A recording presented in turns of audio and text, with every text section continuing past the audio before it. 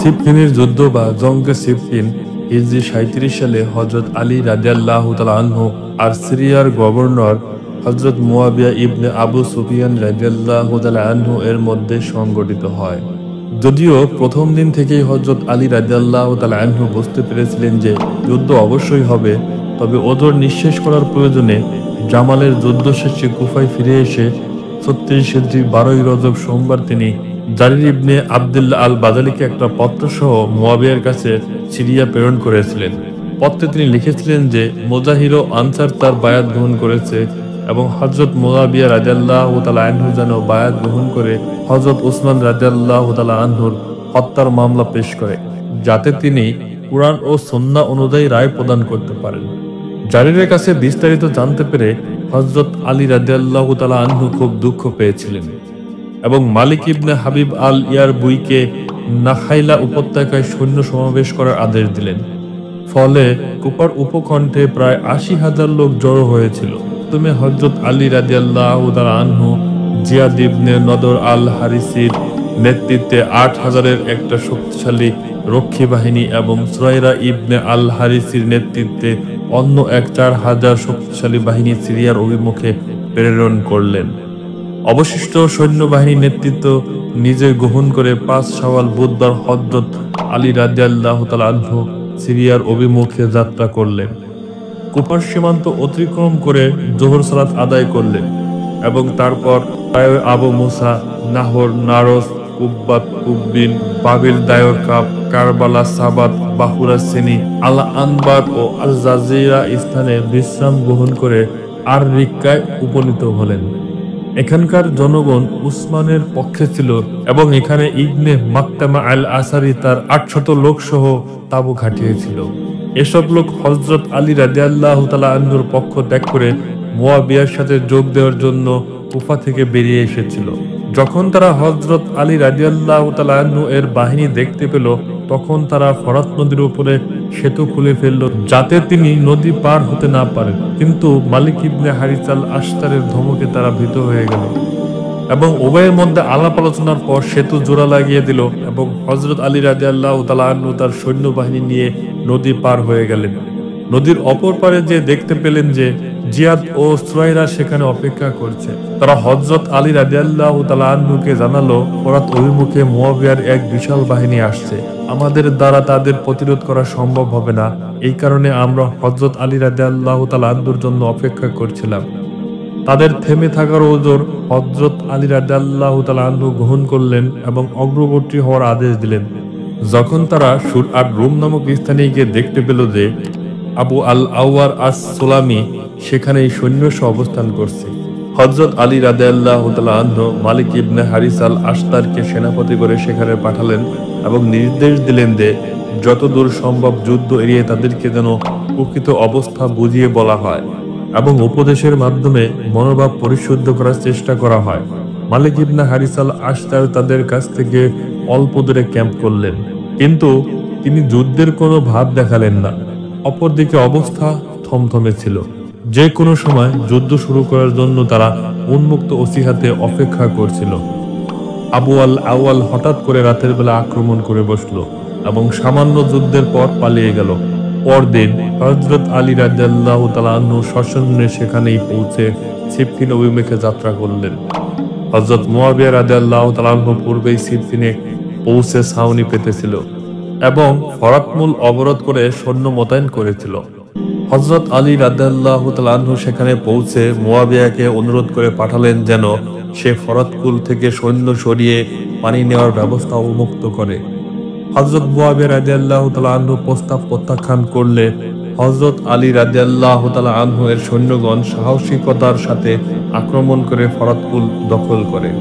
তারপর হযরত আলী রাদিয়াল্লাহু তাআলা আনহু মুয়াবিয়ার কাছে বশির আল আমর আল Ansari, Saeed ibn Qays al হামদানি ও সাবাস ইবনে আত তামিমিকে প্রেরণ করলেন, এজন্য যে তারা যেন যুদ্ধের ভয়াবহতা তাকে বুঝিয়ে বলে এবং সে যেন বায়াত গ্রহণ করে একটা মীমাংসায় আসতে রাজি হয়।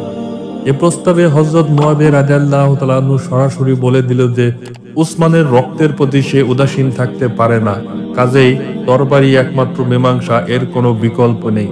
ফলে 36 হিজরি সালের জিলহজ মাসে উভয় পক্ষের যোদ্ধারা একে অপরের মোকাবেলা করার জন্য যুদ্ধক্ষেত্রে নেমে পড়ল। হযরত আলী রাদিয়াল্লাহু তাআলা আনহু এর পক্ষে যারা যুদ্ধক্ষেত্রে প্রবেশ করেছিলেন তারা হলো হুজব আদি al Kindi, Shabath ibn Ribi at Tamimi, Khalid ibn Muammar, Ziyad ibn Nadr al Harithi, Ziyad ibn Khasafa at Taymi, Said ibn Qays al Hamdani, Qays ibn Sad al Ansari ও Malik ibn Harith al Ashtar. আর মুয়াবিয়ার পক্ষে Abdur Rahman ibn Khalid bin Walid, Abu al Awar as Sulami, Habib ibn Maslama al Fihri, Abdullah ibn Dhulkala, Ubaydullah ibn Umar ibn al Khattab, Shurahbil ibn Simt al Kindi ও হামজাস ইবনে মালিক আল হামদানি। জিলহজ মাসের শেষে যুদ্ধ বন্ধ করা হলো। মুহররমের জন্য যুদ্ধ 1 মাস বন্ধ থাকার পর পয়লা সফর আবার যুদ্ধ শুরু হলো। হযরত আলী রাদিয়াল্লাহু তাআলা আনহুর পক্ষ থেকে কুফি অশ্বারোহীগণের সেনাপতি হলেন মালিক আশতার ও কুফি পদাতিক বাহিনীর সেনাপতি হলেন আম্মার ইবনে ইয়াসির এবং মুয়াবিয়ার পক্ষ থেকে অশ্বারোহীগণের সেনাপতি হলেন সহল হুনায়েক, পদাতিকের সেনাপতি হলেন কায়েস ইবনে সাদ। হযরত আলী রাদিয়াল্লাহু তাআলা আনহু ঝান্ডা বহনকারী ছিল হাশিম ইবনে উতবা। মুয়াবিয়ার সেনাদলের দক্ষিণ বাহুর সেনাপতি ছিলেন ইবনে জিলকালা ও বাম বাহুর সেনাপতি ছিলেন হাবিব ইবনে মাসলামা। প্রথম দিন মালিক ইবনে আশতার যুদ্ধের ময়দানে তার লোকজন নিয়ে এবং হাবিব ইবনে মাসলামা তার লোকজন নিয়ে মালিকের মোকাবেলা করল। সারাদিন তরবারি ও বর্ষার যুদ্ধ চলেছিল। পরদিন হাশিম ইবনে উতবা হযরত আলী রাদিয়াল্লাহু তাআলা আনহু এর সৈন্য নিয়ে ময়দানে নামলো এবং আবু আল আওয়াল তার মোকাবেলা করল।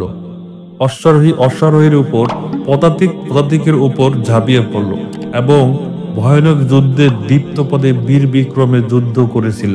তৃতীয় দিন আম্মার ইবনে ইয়াসির অশ্বারোহী ও জিয়াদ ইবনে নদর পদাতিক বাহিনী নিয়ে ময়দানে নামলো। আমর ইবনে আজ বিশাল বাহিনী নিয়ে তাদের মোকাবেলা করল। মালিক ও জিয়াদের প্রবল আক্রমণে শত্রুপক্ষ পরাজয়ের মুখোমুখি ও আক্রমণ রোধে ব্যর্থ হয়ে সেনা নিয়ে ক্যাম্পে ফিরে যায়।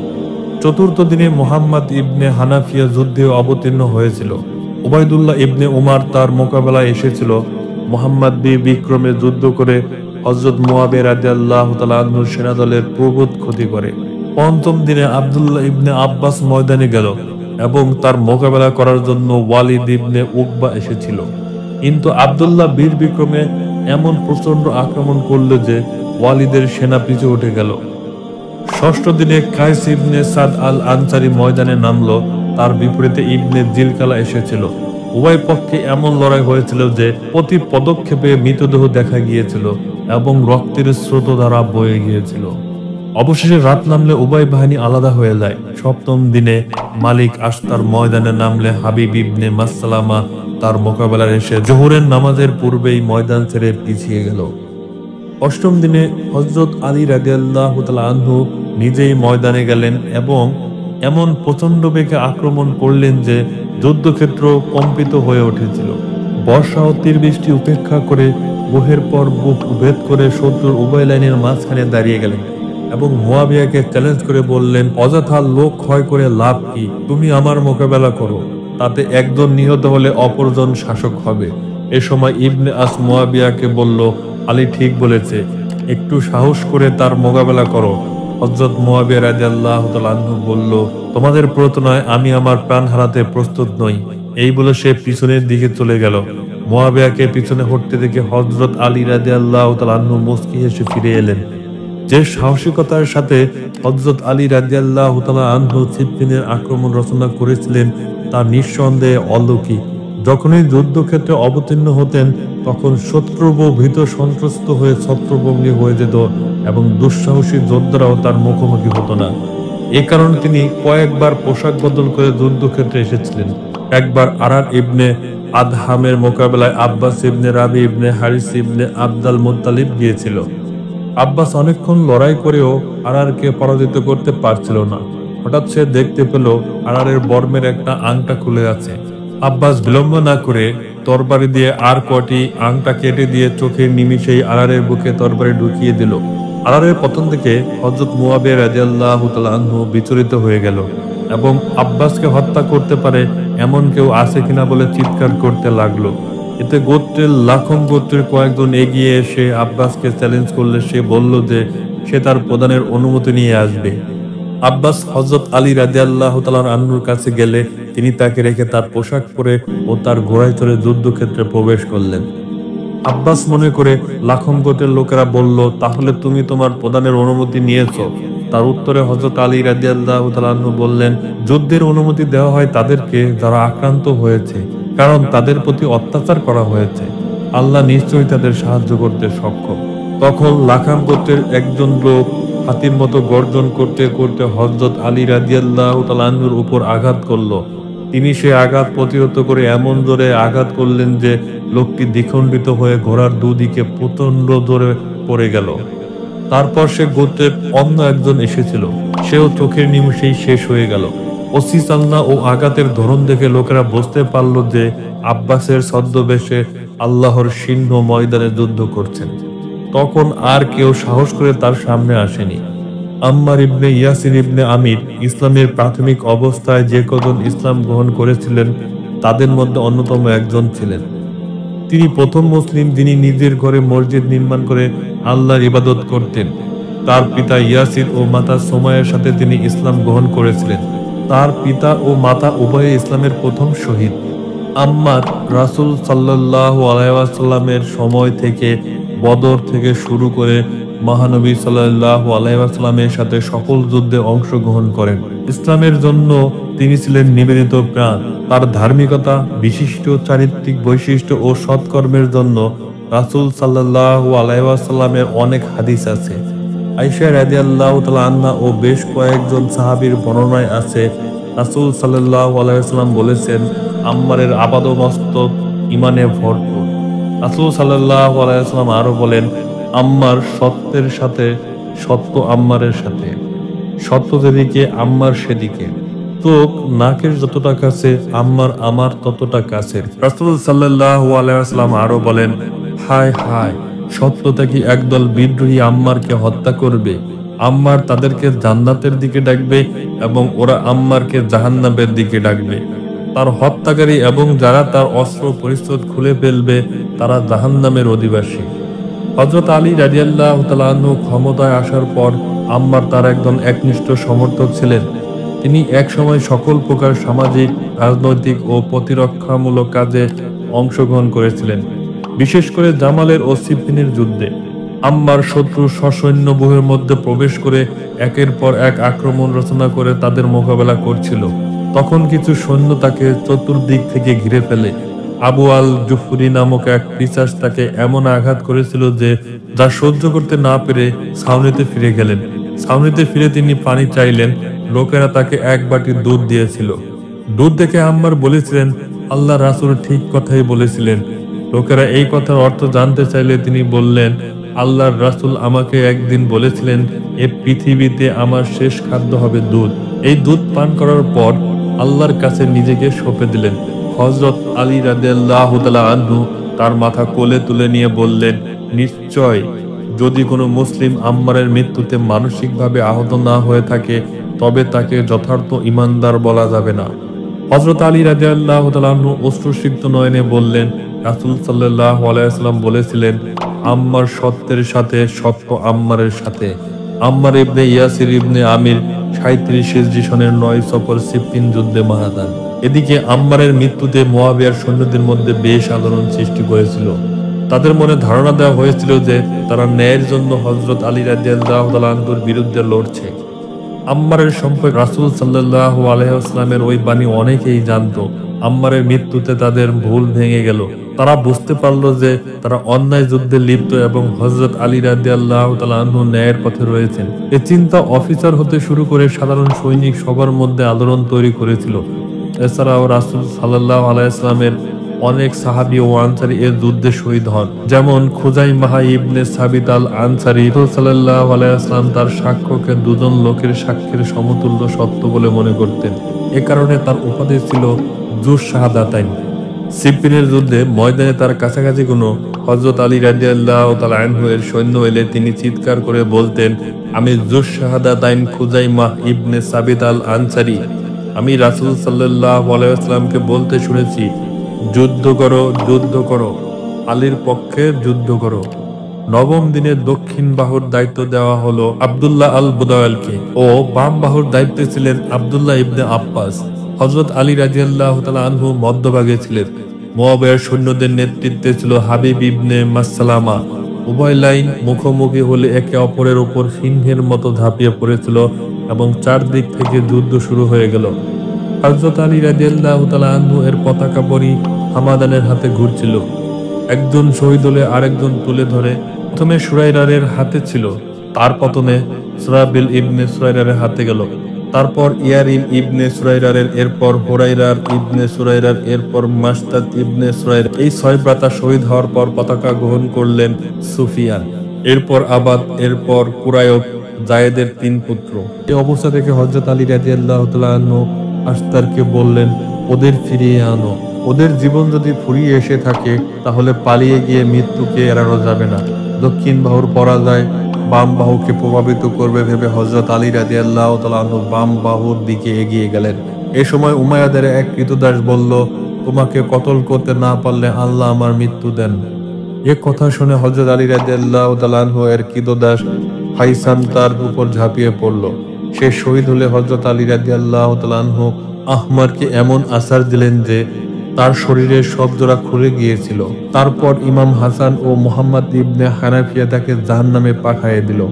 এদিকে মালিক আশতারের আহ্বানে দক্ষিণ বাহুর পলাতক লোকজন ফিরে আসে, তীব্র আক্রমণ করে শত্রুকে পূর্বস্থানে ঠেলে নিয়ে গেল। এখানে আব্দুল্লাহ ইবনে বুদাইল শত্রু কর্তৃক ঘেরাও হয়ে গিয়েছিলেন। নিজের লোকজন দেখে সাহস ফিরে এলো। সে মুয়াবিয়া তাবুর ওপর ঝাঁপিয়ে পড়ল। হযরত মুয়াবিয়া রাদিয়াল্লাহু আনহু আব্দুল্লাহ ইবনে বুদাইলকে দেখে ভয় পেয়ে তার দেহরক্ষীদের পাথর মারতে বলল। এতে তিনি শহীদ হন। মালিক বনি হামদান ও বনি মসজিদ এর যোদ্ধা নিয়ে মুয়াবিয়ার উপর আক্রমণ চালাবার জন্য এগিয়ে গেল এবং দেহরক্ষীদের ছত্রভঙ্গ করতে লাগলো। দেহরক্ষীদের 5টি চক্রের মধ্যে একটি বাকি থাকলে হযরত মুয়াবিয়া রাদিয়াল্লাহু তাআলা আনহু পালাতে চাইলে এমন সময় কেউ একজন সাহস দেওয়ায় সে ফিরে দাঁড়ালো। অপরদিকে আম্মারের তরবারি প্রবল আলোড়ন সৃষ্টি করেছিল।